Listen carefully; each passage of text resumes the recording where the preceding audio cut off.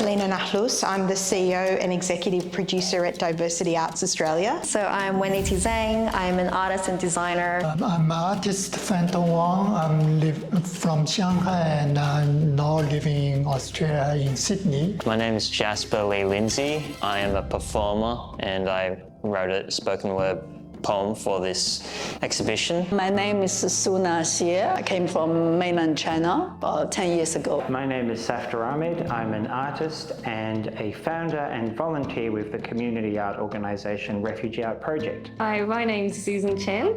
I thought tonight was a really fantastic event. There was a really great turnout. During the first COVID lockdown in 2020, we received a lot of reports from artists who we work with and also artists who were completing our lost work survey about their experiences of anti-Asian racism. We heard that the Asian Australian Alliance were doing an anti-Asian racist incident survey. Subsequently, we partnered with them and with Democracy in Colour to support the work they were doing. And from that process, this idea emerged of an artist-led project, I'm Not a Virus Australia, so to provide a platform for artists and creatives that wouldn't just position them as victims of racial violence or racial abuse, but actually also provide them with a platform where they could take back that power, have autonomy, be able to create and speak on their own terms. Yeah, just being able to bring up the vulnerability to have these conversations were really important. Supporting the artists so that lots of different kinds of audiences can really have a visceral understanding of what their experience is of racism is really important. But also the other work in being able to see these are the actual stats that emerged and being able to see like this is not just happening to yourself, it's not just happening to me, it's happening to a lot of other people. So pretty important work of the arts. I think as an artist, we all know that diversity is important, but also I think diversity also including not only the cultural difference, also the gender balance. We also want to include the Aboriginals, all these marginalized people, society.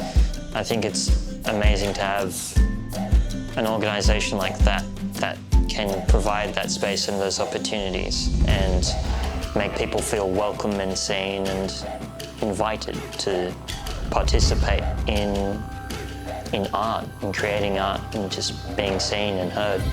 I think an organisation like Diversity Arts is really important for bringing a wider and more diverse range of voices to the Australian public. The fact is that in Australia's political and media discourses, we don't hear diverse viewpoints. We don't hear from marginalised communities. We don't hear very much from Asian Australians affected by racism or people who are answering back to racism in this country, and that's important. We need more art, and art will come down into communities, seeping down to things. But art is universal. Art belongs to everyone. Art, no culture, no country, no race difference. That's the way we all understand, because the language, unique language of art, visual, sensory, words, can be understood or appreciated by everyone in some way. Being in a multicultural country like Australia, I think it's very important to share that spotlight, you know, with all the different cultures within that country, within our country, and so to give us all that space and that room to express ourselves and to, you know, grow as artists, and also just to allow people to gain a different insight and perspective that they might not otherwise have thought about.